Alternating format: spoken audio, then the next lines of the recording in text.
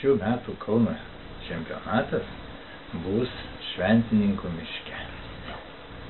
Šventininkų miškas yra tarp Kruonio ir Kalvių. Tenais yra Šventininkų kaimas ir matyt nuo to pavadinimo kilo Šventininkų miško.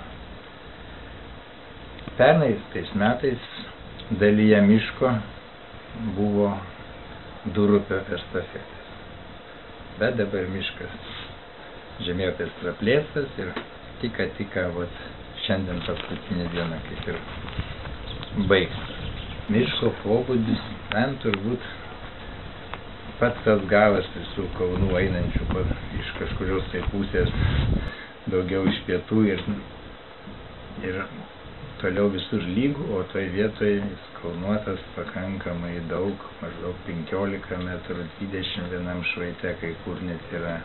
Miškas buvo mažesnis, bet kadangi žmonės žemės neapdirbinėja, tai šiuo metu jis stipriai padidėjo. Ir jau tie medeliai, po kuriuos bėgiot gausite, tai bus jau maždaug 15 metų senumo. Yra įvairaus miško. Yra ir tankaus buvusių kirtimų, yra visiškai išvalyto ir parko. Visas miškas yra privatus, nieko, kaip sakant, valdžiai nepriklauso.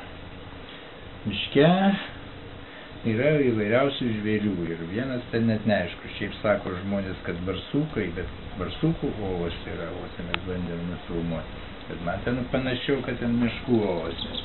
Tokio dydžio, o aš punktą net pakabinau ir nufilmavau, tai toks vos neįkritau, ir jeigu būčiau įkritęs, tai nežinau, kuo ten būtų baigėtis, bet šiaip labai jos įspūdingai atrodo.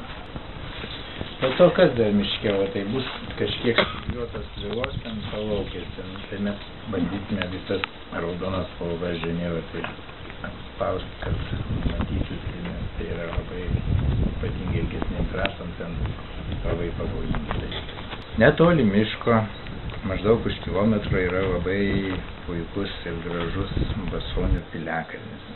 Toj vietoj maždaug prieš pat, kai upė įteka į Kalvių ežerą. Labai vertėtų po varžybų, belaukiantį uždarimo, nuvažiuoti pasižiūrėti.